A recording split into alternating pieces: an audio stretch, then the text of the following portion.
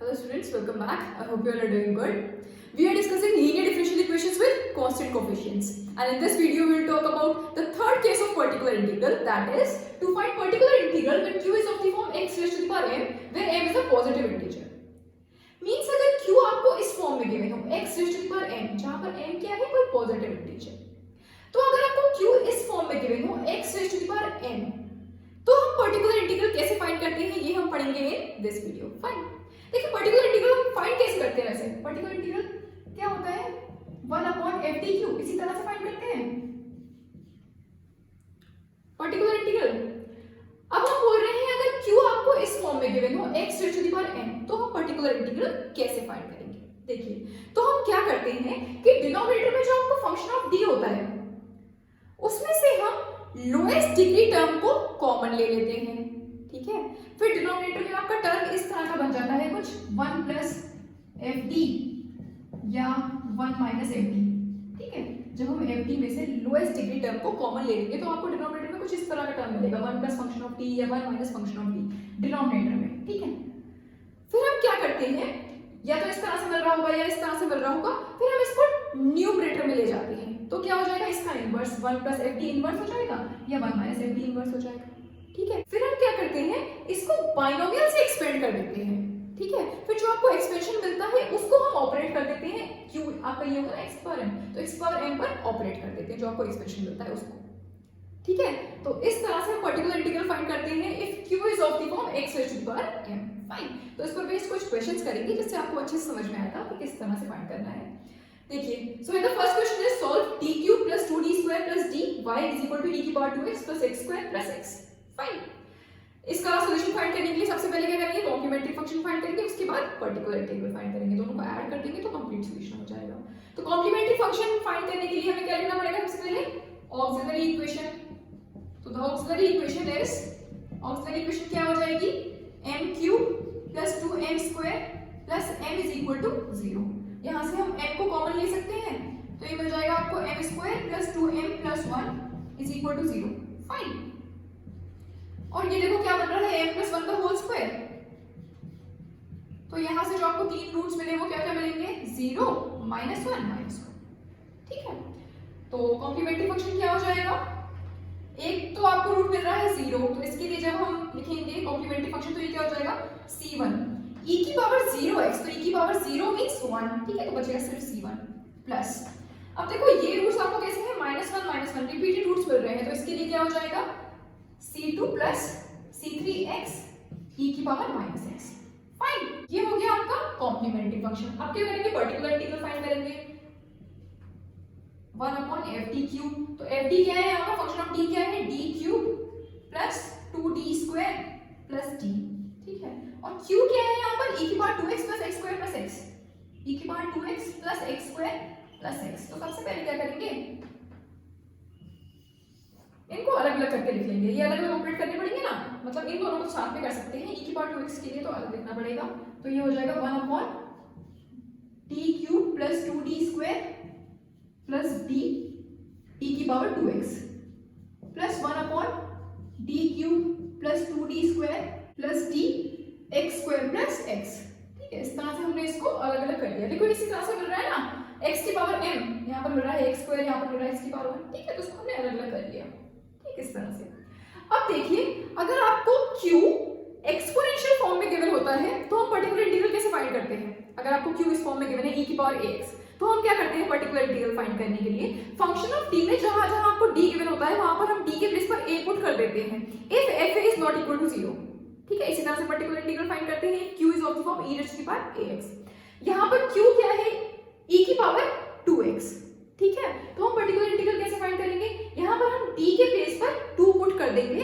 अगर d के place पर 2 पुट करने पर ये आपको नॉन जीरो वैल्यू मिल रही होता. ठीक है, अब देखो यहां पर तो सब एडिशन में है ये सारे टर्म्स, तो आपको 0 तो मिलेगा नहीं. ठीक है, तो हम क्या कर सकते हैं, d के प्लेस पर डायरेक्टली 2 पुट कर देंगे, वो हो जाएगा इसका सॉल्यूशन. इसको सॉल्व करने के लिए क्या करेंगे, अभी मैंने बताया कि अगर आपका q इस फॉर्म में गिवन होता है x की पावर m, तो हम क्या करते हैं, फंक्शन ऑफ d में से least means lowest degree term को कॉमन ले लेते हैं. यहां पर लोएस्ट डिग्री टर्म कौन सा है, d. तो इसमें हम क्या करेंगे, d को कॉमन ले लेंगे. फिर 1 प्लस फंक्शन ऑफ d जो मिल रहा होगा उसको न्यूमरेटर में ले वो इनवर्स में आ जाएगा, उसको बाइनोमियल से एक्सपेंड करेंगे, उसके बाद इस पर ऑपरेट कर देंगे। फाइन, तो इस तरह से हमें इसका सॉल्यूशन मिल जाएगा। ठीक है, करते हैं। सबसे पहले इसको सॉल्व करेंगे तो क्या करेंगे, डी के प्लेस पर हम 2 पुट कर देंगे, क्योंकि यहाँ पर a क्या है 2 है, तो ये क्या हो जाएगा 1/2 का cube plus 2 D square means 2 का स्क्वायर प्लस 2। फाइन, ये e की पावर 2x प्लस, अब देखिए यहाँ पर हम लोएस्ट डिग्री टर्म को कॉमन लेंगे। लोएस्ट डिग्री टर्म क्या है d, तो d को कॉमन ले लेंगे, ये क्या बनेगा 1 plus 2d plus D square, बस इतना ही। ठीक है, देखो मैंने क्या किया, यहाँ से d को कॉमन लिया, इस टर्म को मैंने पहले लिख लिया। ठीक है, उसके बाद ये वाला टर्म, उसके बाद ये वाला टर्म लिखा है। तो यहाँ से जब मैंने कॉमन लिया तो यहाँ क्या बनेगा 1, यहाँ पर क्या हो जाएगा 2d, यहाँ क्या हो जाएगा D square. Fine, X square plus X is equal to, इसको सॉल्व करेंगे, 2 का क्यूब मींस 8, यहाँ पर 4 बन रहा है, 2 की पावर 2 मींस 4, 4 2 8, 8 16, 16 प्लस 2 18, तो ये आपको मिल जाएगा e की पावर 2x अपॉन 18, ये मिल गया। ठीक है, और इसमें आप क्या करेंगे, अब मैंने बोला 1 प्लस फंक्शन ऑफ t जो आपको मिल रहा होता है उसको हम न्यूमरेटर में ले जाएंगे। ठीक है, 1/d एज इट इज, इसको न्यूमरेटर में ले जाएंगे, तो ये क्या हो जाएगा, इसका इनवर्स हो जाएगा 1 plus 2d plus D square, इसको मैंने एक ब्रैकेट में लिया। ठीक है, इसका inverse x square plus x. अब इसको हम बाइनोमियल से एक्सपेंड करेंगे, 1 प्लस एक्स की पावर -1 का बाइनोमियल एक्सपेंशन क्या होता है, 1 minus x plus X square minus x cube plus X की पावर 4 माइनस एक्स ओवर, यही होता है। अगर यहाँ पर 1 माइनस एक्स मिल रहा होता तो इसका बाइनोमियल एक्सपेंशन क्या हो जाता है, सारे टर्म्स पॉजिटिव में आ जाते हैं, 1 plus X square plus X cube plus X की power 4 plus and so on. ठीक है, तो यहाँ पर आपको क्या मिल रहा है, 1 प्लस एक्स की पावर -1, इसी तरह से मिल रहा है ना, 1 plus 2d plus D square की होल पावर -1। ठीक है, तो मींस ये वाला इस तरह से मिल रहा है 1 प्लस एक्स की पावर -1, तो इसका बाइनोमियल एक्सपेंशन क्या हो जाएगा, ये 1/d एज इट इज। ठीक है, इसको एक्सपेंड करेंगे तो ये आपको क्या मिलेगा, 1 minus 2d plus D square plus 2d plus D square का होल स्क्वायर। ठीक है, माइनस एंड सो ऑन। ठीक है, इसके साथ में क्या है एक्स स्क्वायर प्लस एक्स, ये इसके साथ में लिखिएगा, यहाँ पर स्पेस नहीं था इसलिए मैंने नीचे लिख दिया। ठीक है, इज इक्वल टू e की power 2x upon 18 plus 1/d, 1 minus, देखो यहाँ क्या मिल रहा है, माइनस को मल्टीप्लाई कर लेंगे ब्रैकेट के अंदर, तो ये मिल जाएगा -2d माइनस डी स्क्वायर। ठीक है, और इसका होल स्क्वायर खोलेंगे तो आपको क्या मिलेगा, 4d स्क्वायर, पहला टर्म तो मिलेगा 4d स्क्वायर। ठीक है, सेकंड टर्म क्या मिलेगा, d की पावर 4, उसके बाद क्या मिलेगा 4d क्यूब। ठीक, लेकिन आगे के टर्म्स लिखने का कोई मतलब नहीं है, क्योंकि यहां पर देखो, यहां पर जो आपको टर्म गिवन है वो क्या है, एक्स स्क्वायर प्लस एक्स, इसको आप सिर्फ 2 ही बार डिफरेंशिएट कर सकते हो, तीसरी बार में 0 हो जाएगा। एक बार डिफरेंशिएट करोगे एक्स स्क्वायर को तो क्या मिलेगा 2x, दोबारा डिफरेंशिएट करोगे तो मिलेगा 2, तीसरी बार डिफरेंशिएट करोगे तो मिल जाएगा 0। ठीक है, इसका मतलब आगे वाले सारे टर्म्स क्या हो जाएंगे 0, सिर्फ 2 ही बार डिफरेंशिएट करने पर आपको नॉन जीरो वैल्यू मिलेगी। ठीक है, तो मैंने सिर्फ 4d स्क्वायर तक लिखा, आगे के टर्म्स नहीं लिखे इसलिए x square plus x. Fine, e की power 2x upon 18 plus 1/d, अब इसको ऑपरेट कर दीजिए इस पर, देखो यहाँ पर 1 है तो 1 है मतलब मल्टीप्लाई हो जाएगा x स्क्वायर प्लस x, तो ये आ जाएगा x square plus x minus 2 d x square plus x। Numerator में अगर आपको d गिवन होता है तो उसका मतलब होता है डिफरेंशिएशन, डिनोमिनेटर में अगर आपको d गिवन होता है तो उसका मतलब होता है इंटीग्रेशन। ठीक है, तो यहाँ पर क्या है 2 को बाहर ले लिया, d मतलब differentiation of x square plus x, तो इसको डिफरेंशिएट करोगे तो क्या मिलेगा 2x plus 1 minus d square means double differentiation of x square plus x, तो ये क्या हो जाएगा, देखो x को एक बार डिफरेंशिएट करोगे तो मिल जाएगा 1, दोबारा में करोगे तो 0 हो जाएगा। ठीक है, x स्क्वायर को एक बार डिफरेंशिएट करोगे तो मिलेगा 2x और दोबारा से करोगे डिफरेंशिएट तो मिलेगा 2। ठीक है, तो ये मिल जाएगा 2 प्लस 4 d स्क्वायर मींस यहाँ पर भी 2 बार डिफरेंशिएशन, या हम इसको डायरेक्टली लिख सकते थे 4d square minus d square है ना, मींस 3d स्क्वायर लिख देते डायरेक्टली। ठीक है, तो एक ही बार में हो जाता, कर दिया तो कोई बात नहीं। d स्क्वायर मींस 2 बार इसको डिफरेंशिएट करेंगे तो क्या मिलेगा, ये हो जाएगा 2। ठीक है, डेफिनेटली इसका तो 0 हो जाएगा, ठीक है। एक बार करोगे तो 1, दूसरी बार करोगे 0, इसको एक बार करोगे 2x, दोबारा भी करोगे तो 2 मिल जाएगा, ठीक है। 2 मिल गया, बस आगे वाले सारे टर्म्स 0 हो जाएंगे, इसलिए लिखे नहीं, ठीक है। ये आपको मिल रहा है e की power 2x upon 18 plus 1 upon d x square plus x minus 2 को मल्टीप्लाई कर दीजिए ब्रैकेट के अंदर, तो ये मिल जाएगा माइनस 4x और माइनस 2, ठीक है। यहां से मिलेगा 8 minus 2 that is 6, plus 6, fine. e की power 2x upon 18 plus 1 upon d x square minus 4x plus x means minus 3x और 6 माइनस 2 इज 4, फाइन। अब यहाँ पर देखो 1 अपॉन d गिवन है, इसका मतलब इसको एक बार इंटीग्रेट कर लेंगे विद रिस्पेक्ट टू x, तो ये क्या मिल जाएगा e की पावर 2x अपॉन 18 और इसको इंटीग्रेट करेंगे विद रिस्पेक्ट टू x, तो क्या मिलेगा x cube upon 3 minus 3x का इंटीग्रेशन 3x का integration with respect to x, तो x स्क्वायर अपॉन 2 प्लस 4 का 4x, फाइन। तो ये हो गया आपका पर्टिकुलर इंटीग्रल, फाइन। और कंप्लीट सॉल्यूशन लिखने के लिए पर्टिकुलर इंटीग्रल और CF को ऐड कर देंगे तो हो जाएगा complete solution. Hence the complete solution is y is equal to CF plus PI। CF क्या मिला था, कॉम्प्लीमेंट्री फंक्शन हमें क्या मिला था, C1 plus C2 plus C3 x e की पावर माइनस x, ठीक है, प्लस पर्टिकुलर इंटीग्रल क्या मिला e की power 2x upon 18 plus x cube upon 3 minus 3x square upon 2 और प्लस 4x, फाइन।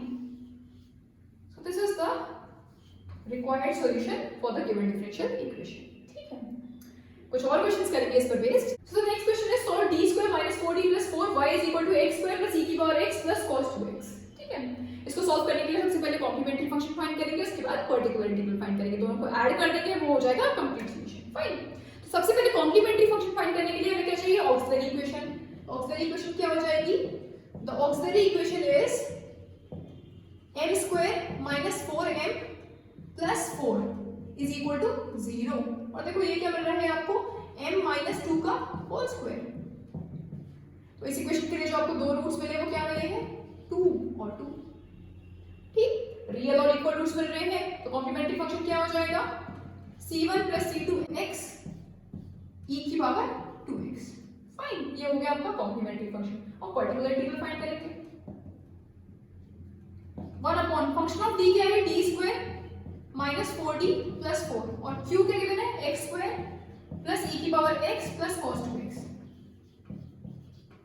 सबसे पहले तो इनको अलग अलग करके लिख लेंगे, क्योंकि q में आपको अलग अलग टर्म्स गिवन है ना, एक गिवन है x स्क्वायर, दूसरा गिवन है e की पावर x, तीसरा गिवन है cos 2x, उन सबको पहले अलग अलग करके लिख लेंगे। तो ये हो जाएगा t square minus 4d plus 4 x square plus 1 upon d square minus 4d plus 4 e की power x plus 1 upon d square minus 4d plus 4 cos 2x, fine. देखो यहाँ पर ये जो आपको फंक्शन ऑफ d मिल रहा है, इसको हम लिख सकते हैं, यहाँ पर मिल रहा है d square minus 4d plus 4, इसको हम लिख सकते हैं d माइनस 2 का होल स्क्वायर, लिख सकते हैं x स्क्वायर, ठीक है। अब क्या करेंगे, इसको सॉल्व करने के लिए, जब अभी हमने पढ़ा कि अगर आपको q x की पावर m फॉर्म में गिवन होता है तो हम क्या करते हैं, फंक्शन ऑफ d में से लोएस्ट डिग्री टर्म को कॉमन ले लेते हैं, ठीक है। तो जो आपको 1 प्लस फंक्शन ऑफ d या 1 माइनस फंक्शन ऑफ d जो आपको मिल रहा होता है, उसको न्यूमरेटर में ले जाते हैं, उसका इनवर्स हो जाता है, उसको बाइनोमियल से एक्सपेंड करते हैं और फिर x पावर m पर ऑपरेट कर देते हैं। तो यहाँ पर देखो जो आपको q गिवन है वो क्या है, x स्क्वायर है। तो हम क्या करेंगे, इसमें से लोएस्ट डिग्री टर्म को कॉमन ले लेंगे। यहाँ पर लोएस्ट डिग्री टर्म क्या है, -2, तो -2 को हम इसमें से कॉमन ले लेंगे, फिर ठीक है। जो टर्म बचेगा उसको न्यूमरेटर में ले जाएंगे, मींस इनवर्स भी हो जाएगा, उसको बाइनोमियल से एक्सपेंड करेंगे और x स्क्वायर पर ऑपरेट कर देंगे, ठीक है। इस तरह से इसको सॉल्व करेंगे। यहाँ पर देखिए, यहाँ पर जो आपका q है वो एक्सपोनेंशियल फॉर्म में है, e की पावर x है जो आपका q है। अगर आपका q e की पावर ax फॉर्म में होता है तो हम पर्टिकुलर इंटीग्रल कैसे फाइंड करते हैं, फंक्शन ऑफ d में जहां जहां आपको d मिल रहा हो वहां पर d के प्लेस पर a पुट कर देते हैं, if f is not equal to 0, ठीक है। तो इसको सॉल्व करने के लिए हम क्या करेंगे, यहाँ पर a क्या है, 1 है, तो यहाँ पर d के प्लेस पर हम क्या पुट कर देंगे, 1 पुट कर देंगे, ठीक है। तो ये इसका सॉल्यूशन मिल जाएगा। तो ये हो जाएगा 1 अपॉन d के प्लेस पर 1 पुट करेंगे तो ये जाएगा 1 square minus 4.1 plus 4, fine, e की पावर x, ठीक। नेक्स्ट देखिए, यहाँ पर जो आपको q गिवन है वो क्या गिवन है, cos 2x। अगर q cos ax या sin ax गिवन होता है तो हम पर्टिकुलर इंटीग्रल कैसे फाइंड करते हैं? फंक्शन ऑफ t में जहां आपको t स्क्वायर मिल रहा हो वहां पर t स्क्वायर के प्लेस पर माइनस a स्क्वायर पुट कर देते हैं। If f minus a square is not equal to 0। इसी तरह से फाइंड करते हैं particular integral if q is of the form cos ax और sin ax। ये दोनों केसेस हम पढ़ चुके हैं प्रीवियस वीडियोस में, तो जिसने वो वीडियोस ना देखी हो तो पहले वो वीडियोस देख लीजिएगा, ठीक है। तो यहाँ पर देखो, यहाँ पर q आपको क्या गिवन है? cos 2x। a क्या है यहाँ पर? 2। तो हम क्या करेंगे? d स्क्वायर के प्लेस पर माइनस a स्क्वायर पुट करते हैं ना, तो यहाँ क्या पुट करेंगे d स्क्वायर के प्लेस पर? माइनस 2 स्क्वायर, ठीक है। तो ये हो जाएगा माइनस 2 स्क्वायर माइनस d के प्लेस पर कुछ नहीं पुट करते हैं, सिर्फ d स्क्वायर के प्लेस पर पुट करते हैं माइनस a स्क्वायर, ठीक है। तो d at it is plus 4 cos 2x। Fine. इसमें से हम लोएस्ट डिग्री टर्म को कॉमन लेंगे तो ये आपको क्या मिल जाएगा? लोएस्ट डिग्री टर्म क्या है यहाँ पर? 2, ठीक है, माइनस 2। तो माइनस 2 को हम इसमें से कॉमन लेंगे तो ये क्या हो जाएगा? इसका स्क्वायर है, मींस माइनस 2 का स्क्वायर हो जाएगा, तो मींस क्या मिलेगा? 4। फाइन। यहाँ क्या मिल जाएगा? 1 माइनस d बाई 2। माइनस 2 को मैंने कॉमन लिया, ठीक है, तो यहाँ क्या मिलेगा? 1, पॉजिटिव में 1। यहाँ क्या हो जाएगा? माइनस का d बाई 2, तो मैंने इसको पहले लिख दिया 1 माइनस d बाई 2, और माइनस 2 को कॉमन लिया है, इसका स्क्वायर है ना, तो बाहर लोगे तो क्या हो जाएगा? माइनस 2 का स्क्वायर, तो मींस 4। तो 1/4 1 माइनस d/2 का स्क्वायर x स्क्वायर। फाइन। इसको फिर न्यूमरेटर पे ले जाके एक्सपेंड करेंगे मैंने से। यहाँ पर देखिए क्या मिल रहा है? 1 minus 4 plus 4 minus 4 plus 4 cancel, तो e की पावर x मिल जाएगा। e की power x upon 1 means e की पावर x। यहाँ पर देखिए, यहाँ पर मिल रहा है माइनस 4, यहाँ है प्लस 4, तो ये तो कैंसिल हो जाएगा, सिर्फ आपको क्या मिलेगा? Minus 1/4d cos 2x। Denominator में अगर d मिल रहा होता है इसका मतलब क्या होता है? इंटीग्रेशन, तो मींस cos 2x का integration with respect to x, ठीक है। तो क्या हो जाएगा? sin 2x upon 2 is equal to 1/4, और इसको हम न्यूमरेटर में ले जाएंगे 1 माइनस d बाई 2 के होल स्क्वायर को, तो ये क्या हो जाएगा? 1 माइनस d बाई 2 की पावर माइनस 2 हो जाएगी, ठीक है, x square. Fine. Plus e की पावर x, और यहाँ पर cos 2x का integration with respect to x, तो ये क्या हो जाएगा? sin 2x अपॉन 2, तो ये आपको मिल जाएगा माइनस में है ना यहाँ पर, तो ये हो जाएगा sin 2x अपॉन 8। फाइन। यहाँ से मिलेगा sin 2x अपॉन 2, यहाँ पर ऑलरेडी माइनस 1/4 था, तो क्या हो जाएगा? sin 2x upon 8। और आप क्या करेंगे? इसको बाइनोमियल से एक्सपेंड कर लेंगे। 1 माइनस x की पावर माइनस 2, इसका बाइनोमियल एक्सपेंशन क्या हो जाता है? 1 plus 2x plus 3x square plus 4x cube plus and so on. इस तरह से अगर 1 प्लस x की पावर माइनस 2 होता तो इसका बाइनोमियल एक्सपेंशन क्या हो जाता? ऑल्टरनेट पॉजिटिव नेगेटिव आ जाते। 1 minus 2x plus 3x square minus 4x cube plus and so on, ठीक है। तो यहाँ पर आपको क्या मिल रहा है? यहाँ पर भी नेगेटिव है और यहाँ पर भी नेगेटिव है, मतलब सारे टर्म्स कैसे आएंगे? पॉजिटिव आएंगे। इन सी वाला एक्सपेंशन 1 माइनस x की पावर माइनस 2, यहाँ पर x के प्लेस पर क्या है? d बाई 2, ठीक है। तो इसका बाइनोमियल एक्सपेंशन क्या हो जाएगा? 1 plus 2d by 2 plus 3d square by 4, और आगे के टर्म्स की हमें जरूरत नहीं है क्योंकि यहाँ पर जो q है वो क्या है? x स्क्वायर है। 2 बार डिफरेंशिएट करोगे तो आपको 2 मिल जाएगा, तीसरी बार डिफरेंशिएट करोगे तो 0 हो जाएगा, ठीक है। तो सिर्फ d स्क्वायर तक ही हम टर्म्स लिखेंगे। आगे क्या मिल रहा है? e की पावर x, यहाँ पर मिल रहा है sin 2x upon 8 is equal to 1/4, यहाँ पर मिल जाएगा 1 प्लस 2 से 2 कैंसिल हो जाएगा, d plus 3d square 3/4d square plus and so on x square plus e की power x minus sin 2x upon 8, ठीक है, 1/4। अब इसको ऑपरेट कर दीजिए x स्क्वायर पर। यहाँ पर तो 1 है मींस x स्क्वायर, 1 को मल्टीप्लाई करोगे x स्क्वायर में, तो x square dx square means x square का differentiation with respect to x, तो क्या हो जाएगा? 2x plus 3/4। d स्क्वायर का मतलब x स्क्वायर का double differentiation with respect to x, तो क्या मिलेगा? 2। एक बार डिफरेंशिएट करोगे तो मिलेगा 2x, दूसरी बार डिफरेंशिएट करोगे तो क्या मिल जाएगा? 2। ठीक, आगे वाले सारे टर्म्स क्या हो जाएंगे? 0 प्लस e की power x minus sin 2x upon 8, तो ये मिल जाएगा आपको 1/4 x square plus 2x plus 3/2 plus e की power x minus sin 2x upon 8, ठीक है, sin 2x अपॉन 8। तो ये हो गया आपका पर्टिकुलर इंटीग्रल। अब क्या करेंगे, पर्टिकुलर इंटीग्रल और CF को ऐड कर देंगे, वो हो जाएगा आपका complete solution. Hence the complete solution is y is equal to CF plus PI। CF क्या मिला था आपको, C1 plus C2x e की पावर 2x, और PI क्या मिला है 1/4 x square plus 2x plus 3/2 plus e की power x minus sin 2x upon 8। Fine, so this is the required solution of the given differential equation। I hope ये question भी आपको समझ में आया होगा। एक और क्वेश्चन करेंगे इस पर based. So the next question is solve d2y by dx square minus 4y is equal to sin square। First of all, this differential equation can be rewritten as d square minus 4y is equal to sin square x। ठीक है, आप सबसे पहले इसके लिए क्या करेंगे, complementary function find करेंगे, फिर पर्टिकुलर इंटीग्रल फाइंड करेंगे, दोनों को ऐड कर देंगे, वो हो जाएगा complete solution. Complementary function find करने के लिए हम सबसे पहले क्या लिखेंगे, ऑक्सिलरी इक्वेशन लिखेंगे। तो ऑक्सिलरी इक्वेशन क्या हो जाएगी, m square minus 4 is equal to 0, m square is equal to 4, m is equal to plus minus 2। ठीक है, तो जो आपको दो रूट्स मिले इस इक्वेशन के लिए वो क्या मिले, +2 एंड -2। तो कॉम्प्लीमेंट्री फंक्शन क्या हो जाएगा, c1 e की power 2x plus c2 e की power -2x। Now particular integral क्या हो जाएगा, फंक्शन ऑफ t क्या है, d square minus 4, q क्या है, sin square x। अब इसको हम कैसे सॉल्व करेंगे, sin square x, इसके लिए हम पर्टिकुलर इंटीग्रल कैसे फाइंड करेंगे। देखो हम क्या कर सकते हैं, sin square x को हम लिख सकते हैं 1 minus cos 2x upon 2, लिख सकते हैं sin square x को 1 minus cos 2x upon 2 लिख सकते हैं।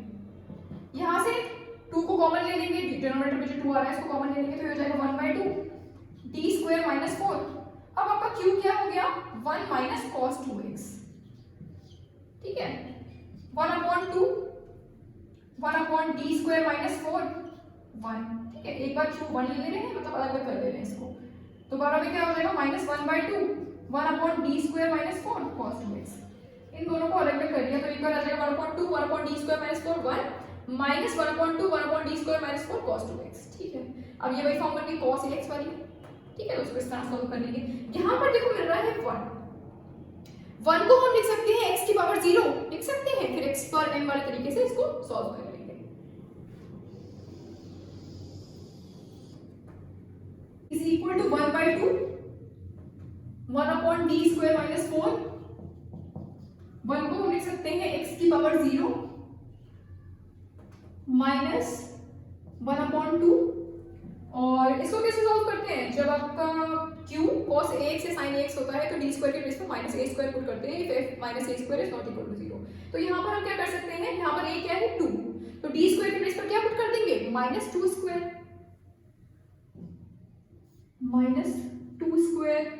-4। ये पूरा लग गया इसमें, इसका मतलब cos 2x को इधर लिख लेंगे, cos 2x। ठीक, 1 अपॉन, अब ये देखो x की पावर m वाली फॉर्म बन रही है ना, तो इसको कैसे सॉल्व करेंगे, फंक्शन ऑफ t में से जो लोएस्ट डिग्री टर्म है उसको हम कॉमन ले लेंगे। तो यहाँ पर लोएस्ट डिग्री टर्म क्या है -4, तो -4 को हम कॉमन ले लेंगे, तो ये हो जाएगा -1/8। यहाँ आपको मिल जाएगा 1 minus d square by 4 x की पावर 0। यहाँ से -4 को कॉमन लिया तो क्या मिलेगा, -d square by 4 + 1। ठीक है, तो मैंने इसको लिख दिया 1 minus d square by 4। ठीक, यहाँ पर -4 को कॉमन लिया तो यहाँ क्या आ जाएगा, 4 2 8 हो जाएगा, -1/8। ठीक है, -4 को कॉमन लिया था, -1/2। अच्छा यहाँ पर देखो, यहाँ पर मिल रहा है माइनस का स्क्वायर नहीं होता है, सिर्फ ये जो a होता है उसका स्क्वायर होता है, तो यहाँ पर क्या है -2 का स्क्वायर मींस -4 -4 मींस -8। ठीक है, -8 इंटू ये -2 मींस 16, पॉजिटिव में 16 cos 2x is equal to, यहाँ पर -1/8, इसको हम न्यूमरेटर में ले जाएंगे तो ये क्या हो जाएगा 1 minus d square by 4 का इनवर्स x की power 0 plus 1/16 cos 2x is equal to -1/8। इसको हम बाइनोमियल से एक्सपेंड कर लेंगे तो ये आपको मिलेगा 1 प्लस d स्क्वायर बाय 4। यहाँ पर भी नेगेटिव है, यहाँ पर भी नेगेटिव है, मतलब सारे टर्म्स कैसे आएंगे, पॉजिटिव। तो 1 plus d square plus upon 4 plus and so on. ठीक है, क्योंकि आगे के टर्म्स लिखने की जरूरत नहीं है, क्योंकि x की पावर 0 है मींस 1 है, तो एक बार भी अगर इसको डिफरेंशिएट करोगे तो ये आपको 0 मिल जाएगा, ठीक है। तो वैसे तो हमें इस टर्म की भी जरूरत नहीं है d स्क्वायर, इसको आप 2 बार डिफरेंशिएट कैसे करोगे, ठीक है। पहली बार में ये 0 हो जाएगा क्योंकि यहाँ पर क्या मिल रहा है 1 है ना, इसी बार 0 1 है, तो सिर्फ एक बार डिफरेंशिएट करोगे 0 मिल जाएगा, ठीक है। तो ये तो 0 होना ही है, तो आगे वाले टर्म्स की तो वैसे भी जरूरत नहीं है, ठीक है। Plus 1/16 cos 2x is equal to -1/8, यहां से मिल जाएगा आपको 1 ही आ जाएगा, ठीक है, क्योंकि ये तो 0 हो जाएगा, प्लस 1/16 cos 2x, यहाँ से हमने क्या किया 1 को मल्टीप्लाई करोगे x की बार 0 में, तो x की बार 0 मिलेगा, x की बार 0 में तो 1, तो ये 1 आ गया, -1/8 प्लस 1/16 cos 2x, तो ये आपको मिल गया -1/8 प्लस 1/16 cos 2x, ये हो गया आपका पर्टिकुलर इंटीग्रल। आप चाहते तो यहाँ पर जैसे मैंने 1 के प्लेस पर यहाँ पर x की पावर 0 लिखा है ना, आप इसको ये भी लिख सकते थे e की पावर 0x। एक मैंने क्वेश्चन कराया था जब हमने केस पढ़ा था e की पावर x, तो वहां पर हमने 1 को e की पावर 0x लिखा था, तो यहाँ पर भी आप यही कर सकते थे कि 1 को आप लिख सकते थे e की पावर 0x, उसका मतलब भी 1 ही है, ठीक है। फिर हम क्या करते हैं फंक्शन ऑफ t में जहां जहां d मिल रहा होता है वहां पर a पुट करते हैं ना, तो यहाँ पर a क्या है 0 हो जाएगा, ठीक है। तो d के प्लेस पर क्या पुट करेंगे 0 पुट करेंगे, तो यहाँ पर अगर आप d के प्लेस पर 0 पुट करते तो यहाँ क्या मिल जाता -4, 0 -4 मतलब -4, और -4 × 2 मींस -8, तो यही मिलता आपको -1/8, ठीक है। तो आप वैसे भी कर सकते थे और चाहो तो ऐसे कर लो कि 1 को x की बार 0 मान लो, ठीक है, तब कर लो, ठीक। तो ये मिल गया आपको पर्टिकुलर इंटीग्रल, कंप्लीट सॉल्यूशन क्या हो जाएगा, hence the complete solution is, दोनों को ऐड कर दीजिए CF और पर्टिकुलर इंटीग्रल को, हो जाएगा कंप्लीट सॉल्यूशन। कॉम्प्लीमेंट्री फंक्शन क्या मिला था c1 e की power 2x plus c2 e की पावर -2x, और पर्टिकुलर इंटीग्रल क्या मिला -1/8 plus 1/16 cos 2x, fine. So this is the required solution of this differential equation, fine. तो आई होप ये सारे क्वेश्चंस आपको समझ में आए होंगे। अब इस केस पर बेस्ड और क्वेश्चंस आप लोग करिएगा। So that's all for today, thank you very much.